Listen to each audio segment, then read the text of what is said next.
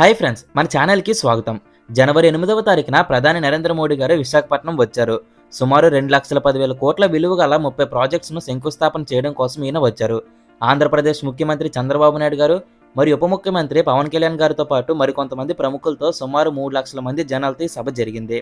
అయితే మనం ఈ వీడియోలో ఈ సభలో జరిగిన ముఖ్య అంశాల గురించి మాట్లాడుకుందాం. ఈ వీడియో ప్రతి ఒక్క తెలుగువారు ఖచ్చితంగా చూడాలి.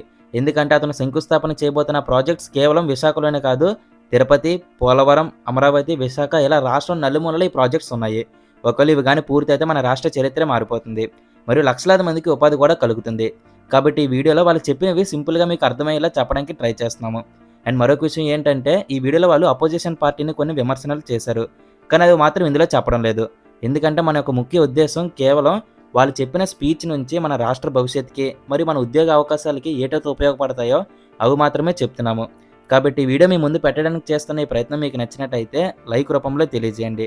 మరి ఇంకెందుకు ఆలస్యం, వీడియోలోకి వెళ్ళిపోదాం. ముందుగా నిన్న పీఎం మోడీ గారు మన విశాఖ జిల్లాకు వచ్చారు. దానికి కారణం కొన్ని ప్రాజెక్ట్స్కి శంకుస్థాపన చేయడం. అయితే అతన్ని రిసీవ్ చేసుకోవడానికి గవర్నర్, ముఖ్యమంత్రి మరియు ఉప ముఖ్యమంత్రి వెళ్లారు. ఈ ఈవెంట్ ఆంధ్ర యూనివర్సిటీ గ్రౌండ్స్లో జరిగింది. సో దీనికి ఒక 2 కిలోమీటర్ల దూరంలో ఉండే సిరిపురం దగ్గర నుంచి రోడ్ షో చేశారు. ఈ రోడ్ షోలో భాగంగా మోడీ గారు, ముఖ్యమంత్రి మరియు ఉప ముఖ్యమంత్రి వీళ్ళు ముగ్గురు ఈ రోడ్ షోలో పాల్గొన్నారు. అయితే ప్రదేశానికి చేరుకున్నాక మోడీ గారికి సిబిఎన్ మరియు పవన్ కళ్యాణ్ గారి చేతుల మీద సన్మానం చేశారు. దాంతోపాటు ఒక విష్ణుమూర్తి విగ్రహం కూడా గిఫ్ట్ రూపంలో ఇచ్చారు. అయితే ప్రదేశానికి చేరుకున్న తర్వాత ముందుగా అనకాపల్లి ఎంపీ అయిన సీఎం రమేష్ గారు మాట్లాడారు. అక్కడున్న పెద్దలందరికీ నమస్కరిస్తూ మోడీ గారు దాదాపు 2 లక్షల కోట్ల విలువైన ప్రాజెక్ట్స్కి శంకుస్థాపన చేయడం కోసం వచ్చారని చెబుతూ, అందులో భాగంగా దాదాపు 1,80,000 కోట్లు విలువైన ఎన్టీపీసీ గ్రీన్ హైడ్రోజన్ పార్కు మరియు 2,000 కోట్ల విలువైన బల్క్ డ్రగ్ పార్క్, ఈ రెండు అతని ప్రాంతమైన అనకాపల్లి జిల్లాలో ఉండడానికి అతను ఎంతో ఆనందపడ్డారు. ఎందుకంటే ఇందాక చెప్పిన 2 లక్షల కోట్లలో దాదాపు 1,85,000 కోట్లు అనకాపల్లి జిల్లాకు చెందిన పూడిమడక అనే ఒక ప్రాంతంలో ఎన్టీపీసీ గ్రీన్ హైడ్రోజన్ పార్క్ ని నిర్మించబోతున్నారు. ఇది సామాన్య విషయం కాదు. ఎందుకంటే ఇప్పటి పరిస్థితుల్లో పెట్రోల్ మరియు డీజిల్ వాహనాలకి ఎంత డిమాండ్ ఉంటుందో మనం చూస్తున్నాము. రోజు రోజుకి లీటర్ రేట్ అనేది ఏ విధంగా పెరుగుతుందో కూడా మనం చూస్తున్నాము. కేవలం మన భారతదేశం విదేశాల నుంచి కొన్ని లక్షల కోట్లు ఖర్చు పెట్టి వీటిని దిగుమతి చేసుకుంటుంది. దీనికోసమే ప్రపంచ దేశాలు ఈ గ్రీన్ హైడ్రోజన్ ప్లాన్ వైపు మళ్ళాయి. ఇది మొత్తం ఎకో ఫ్రెండ్లీ. అసలు ఈ గ్రీన్ హైడ్రోజన్ ప్లాన్ ఏంటంటే, ఇప్పుడు మనం వెహికల్స్లో పెట్రోల్ లేదా డీజిల్ వాడుతున్నాం కదా, దాని బదులు హైడ్రోజన్ ఫ్యూయల్ని వాడతారు. దీన్ని ఎలా తయారు చేస్తారంటే, ముందుగా రెన్యూబుల్ ఎనర్జీ అంటే సోలార్ లేదా విండ్ ఎనర్జీ ద్వారా వాటర్లో ఉండే హైడ్రోజన్ని, ఆక్సిజన్ని సపరేట్ చేస్తారు. ఇక్కడ ఈ హైడ్రోజన్ అనేది ఫ్యూయల్ కింద మనకి హెల్ప్ అవుతుంది. ఈ ఎలక్ట్రాలిసిస్ ప్రాసెస్ వల్ల ఒక పక్క మనం ఫాజిల్స్ని మనం సేవ్ చేస్తున్నాం, మరో పక్క వాతావరణం కూడా కాలుష్యం అవ్వకుండా ఉంటుంది. సో మన గవర్నమెంట్ ఇండియాని గ్రీన్ హైడ్రోజన్ హబ్గా మార్చుదామని అనుకుంటుంది. దానిలో భాగంగానే మన దేశంలో కేవలం మొదటి ట్రైల్లో 2 ప్రాంతాలని సెలెక్ట్ చేసుకుంది. అదే గుజరాత్ మరియు ఆంధ్రప్రదేశ్లో ఉండే పూడిమడక ప్రాంతం. అయితే ఇక్కడ ఈ ప్లాంట్ నిర్మించడం కోసమే శంకుస్థాపన చేయడానికి ఈయన వచ్చారు. దీనికి గాను సుమారు 1,85,000 కోట్లు ఖర్చు అవుతుంది. మరియు రాష్ట్ర ప్రభుత్వం 1,600 ఎకరాలు కలెక్ట్ చేసింది కూడా. ఇంత అరుదైన అవకాశం మన అనకాపల్లి ప్రాంతానికి వచ్చినందుకు గాను ఇతను మొదటగా స్పీచ్ చెప్పి కృతజ్ఞత చెప్పారు. అతను చెప్పిన రెండోది, అనకాపల్లి జిల్లాలో నక్కపల్లి అనే ఒక ప్రాంతంలో బల్క్ డ్రగ్ పార్క్ ని తయారు చేస్తున్నారు. ఇది ఒక ఫార్మాసిటికల్ మ్యానుఫ్యాక్చరర్ ప్రాజెక్ట్. ఇక్కడ మెడిసిన్స్ కి తయారు చేయడానికి వాడే ఏపీఐస్ ని తయారు చేస్తారు.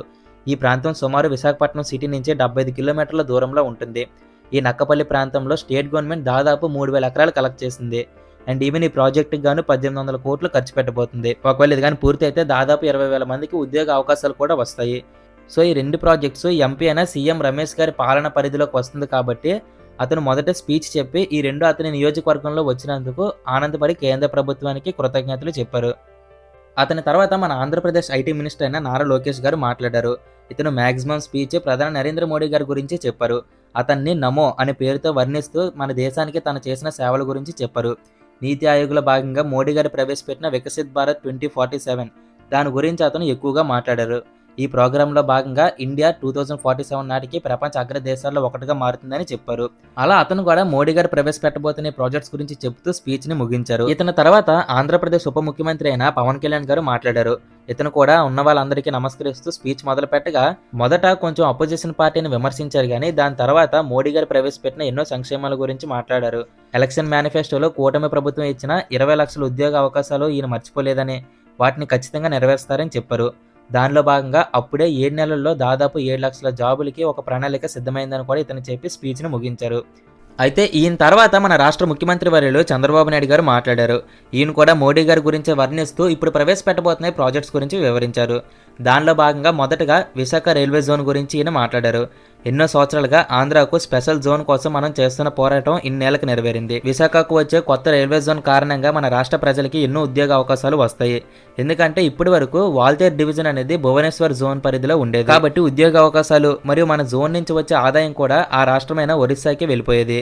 కానీ ఇప్పుడు మాత్రం ఆంధ్రాకి రైల్వే జోన్ రావడంతో ఆ ఆదాయం మరియు ఉద్యోగ అవకాశాలు కూడా ఆంధ్ర ప్రజలకి ఎక్కువగా ఉంటాయి. అండ్ దీంతోపాటు మరికొన్ని రైలు మార్గాలు నిర్మించడానికి కూడా సుమారు 11,800 కోట్లు ఖర్చు చేస్తున్నారు. దీని తర్వాత నక్కపల్లిలో మొదలైన బల్క్ డ్రగ్ పార్క్ కోసం 1,800 కోట్లు ఖర్చు చేస్తున్నామని చెప్పారు.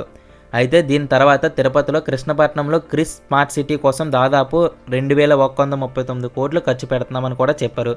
ఈ క్రిస్ సిటీ అనేది మన ఆంధ్రాలో రాబోతున్న one of the smart city. దాదాపు కొన్ని వేల ఎకరాల్లో ఎన్నో ఇండస్ట్రీస్, ఫార్మా, ఆటోమొబైల్స్, టెక్నాలజీ ఇలా అన్ని రంగాల్లో దాదాపు 1,00,000కు పైగా ఉద్యోగ అవకాశాలు కల్పించే ప్రాంతం తయారు చేస్తామని చెప్పారు. ఈ నిర్ణయం కారణంగా కేవలం రాయలసీమ ప్రజలకే కాకుండా దేశ ప్రజలకు కూడా ఎంతో ఉపాధి కలుగుతుంది. మరియు వీటన్నిటితో పాటు 15 నేషనల్ హైవేస్లో దాదాపు 381 కిలోమీటర్లకు గాను నిర్మించడానికి 4,500 కోట్లు కేటాయించారు. అందులో ఆల్రెడీ 7 హైవేస్కి పనులు స్టార్ట్ అయ్యాయి. దీని గురించి కూడా ఆయన తన మీటింగ్లో వర్ణించారు. ఇవే మన స్టేట్కి రాబోతున్న కొత్త ప్రాజెక్ట్స్. ఇలా వీటన్నిటిని కలుపుకొని సుమారు 2,10,000 కోట్లు ఖర్చు అవుతుంది. అండ్ లక్షల ఉద్యోగ అవకాశాలు కూడా వస్తాయి. దీని తర్వాత పీఎం కిసాన్ స్కీమ్ ద్వారా మోడీ గారి ప్రభుత్వం రైతులకి ఏడాదికి 6,000 రూపాయలు ఇస్తున్నారని, మరియు అతని హయాంలో make in India, skill India, digital India వంటి కొన్ని ప్రోగ్రామ్స్ ద్వారా ఇండియా రోజు రోజుకి అభివృద్ధి చెందుతుందని అతన్ని పొగిడారు. దేశ ఆర్థిక రాజధానిగా ముంబై ఏ విధంగా ఉందో అదేవిధంగా ఆంధ్రాకి ఆర్థిక రాజధానిగా వైజాగ్ ఉంటుందని చెప్పారు. ఇలా వీటన్నిటి గురించి వర్ణిస్తూ సిబిఎన్ గారికి ఇన్స్పిరేషన్ మోడీ గారు అని కూడా చెప్పారు. అదే మాటల్లో ఈయన మోడీ గారితో మీరు కలగనట్టే అమరావతి పనులు వీలైనంత త్వరగా పూర్తవుతాయి అండ్ దాన్ని మీరే ఇనాగ్రేట్ చేయాలని కూడా చెప్పారు. మోడీ గారు పోలవరానికి సంబంధించి ప్రతిదీ ఒక దారి చూపించారని, కాబట్టి పోలవరం పనులు వీలైనంత త్వరగా కంప్లీట్ చేసి దాన్ని కూడా మోడీ గారు ఆధ్వర్యంలోనే చేస్తామని హామీ ఇచ్చారు. మరియు మోడీ గారి నాయకత్వంలో రామాయపట్నం బీపీసీఎల్ కంపెనీ గురించి మాట్లాడారు. సుమారు 70,000 కోట్ల మొత్తంలో ప్రాజెక్ట్ని ఇతని ఆధ్వర్యంలో మన రాష్ట్రానికి వచ్చిందని చెప్పి ఆనందపడ్డారు. ఇదంతా చెప్పాక లాస్ట్లో కూటమి ప్రభుత్వం అంతా కలిసి పేదరికం జీరో చేయడానికి వీలైనంత కృషి చేస్తామని హామీ ఇచ్చి ఇంకా ఆయన స్పీచ్ని ముగించారు. సిబిఎన్ గారి స్పీచ్ పూర్తయ్యాక ఒక ఏవీని ప్లే చేశారు. ఇందులో ఈ ప్రాజెక్ట్స్ అన్నిటికీ సంబంధించిన ఇన్ఫర్మేషన్ మరియు మోడీ గారు ప్రవేశపెట్టిన కొన్ని స్కీమ్స్ గురించి ఆ ఏవీలో చూపించారు. ఇదంతా జరిగాక మోడీ గారు స్పీచ్ చెప్పడానికి వచ్చారు. అయితే ఇక్కడ మోడీ గారికి ట్రాన్స్లేటర్గా మన క్యాబినెట్ మినిస్టర్ అయిన కింజరపు రామ్మోహన్ రెడ్డి గారిని నియమించారు. అయితే మోడీ గారు ఈ ప్రాజెక్ట్స్తో పాటు ముఖ్యంగా మాట్లాడింది స్వర్ణాంధ్రప్రదేశ్ 2047 గురించి. ఇదొక ప్రోగ్రామ్ మన ఏపీ గవర్నమెంట్ తీసుకొచ్చింది. దీనిలో భాగంగా 2047 కల్లా మన ఆంధ్రప్రదేశ్ యొక్క ఎకానమీ $2.3 ట్రిలియన్ చేరుకోవాలనే ఉద్దేశంతో ఈ ప్రోగ్రామ్ని తీసుకొచ్చారు. ప్రస్తుతానికి మన మొత్తం ఇండియా జీడిపి 3.5 ట్రిలియన్. అలాంటిది 2047 కల్లా ఓన్లీ ఆంధ్రప్రదేశ్లోనే 2.3 ట్రిలియన్ జీడిపికి తీసుకురావాలనే ఉద్దేశంతో ఈ స్వర్ణాంధ్రప్రదేశ్ 2047ని మొదలుపెట్టారు. సేమ్ ఇదే ఉద్దేశంతో సెంట్రల్ గవర్నమెంట్ వికసిత్ భారత్ 2047 అనే ఒక కొత్త ప్రోగ్రామ్ని తీసుకొచ్చారు. దానిలో భాగంగా 2047 కల్లా వరల్డ్లోనే హైయెస్ట్ జీడిపి ఉన్న కంట్రీగా మారడానికి ట్రై చేస్తుంది. అయితే మోడీ గారు ఈ స్వర్ణాంధ్రప్రదేశ్ 2047కి ఈయన పూర్తి మద్దతుని ఇస్తామని చెప్పారు. దానిలో భాగంగానే ఇప్పుడు ఇన్ని ప్రాజెక్ట్స్ని మన ఏపీకి తీసుకొచ్చారని కూడా చెప్పారు. మొదట చెప్పిన ఎన్టీపీసీ గ్రీన్ హైడ్రోజన్ ప్లాంట్ ఉంది కదా, అది మొత్తం మన దేశంలో 2 ఉన్నాయి. ఒకటి గుజరాత్లో ఉంటే 2 మన విశాఖపట్నంలో. అయితే దీనిలో భాగంగా 2030 నాటికల్లా ఏడాదికి 5 మిలియన్ల మెట్రిక్ గ్రీన్ హైడ్రోజన్ని ఉత్పత్తి చేయడానికి ట్రై చేస్తున్నారు. ఫ్యూచర్లో విశాఖపట్నం మరియు ఆంధ్రప్రదేశ్ అనేది గ్లోబల్ గ్రీన్ హైడ్రోజన్ హబ్గా మారబోతుంది. దీని కారణంగా ఎన్నో కొత్త పెట్టుబడులు, సంస్థలు మన రాష్ట్రానికి వస్తాయని ఆయన చెప్పారు. మరియు ఇందాక చెప్పిన నక్కపల్లిలో ప్రారంభం చేయబోతున్న బల్క్ డ్రగ్ పార్క్ ఉంది కదా, అది కూడా కేవలం మన దేశంలో 3 ప్రదేశాల్లోనే ఏర్పరుచుతున్నారు. అందులో ఒకటి మన విశాఖపట్నం. దీని కారణంగా రీసెర్చ్ మరియు మ్యానుఫ్యాక్చరింగ్ సంబంధించి ఎన్నో సదుపాయాలు వీళ్ళు అందిస్తున్నారు. సో కొత్త పెట్టుబడులు కూడా ఆకర్షిస్తాయి. ఇంకా తిరుపతిలో ప్రారంభం చేయబోయే క్రిస్ సిటీ గురించి ఆయన చెప్పారు. ఆఖరికి రైల్వే జోన్ గురించి వివరిస్తూ దాని కారణంగా ఆంధ్ర ప్రజలకి ఎంతో ఉపాధి కలుగుతుందని చెబుతూ ఇప్పుడు మన రాష్ట్రానికి వాళ్ళు తెచ్చిన అభివృద్ధి ఒక్కడిగే అని, ఇంకా చాలా పెట్టుబడులు ఆంధ్ర ప్రజలకి తీసుకొస్తామని ఆయన హామీ ఇస్తూ సెలవు తీసుకున్నారు. ఇంకా అతని స్పీచ్ ముగించడంతో సభ కూడా ముగిసింది. అయితే ఇక్కడ మీరు స్క్రీన్ మీద ప్రెజెంట్ చేస్తున్నాం కదా, ఈ ప్రాజెక్ట్స్ మన ఆంధ్రప్రదేశ్కి రాబోతున్నాయి.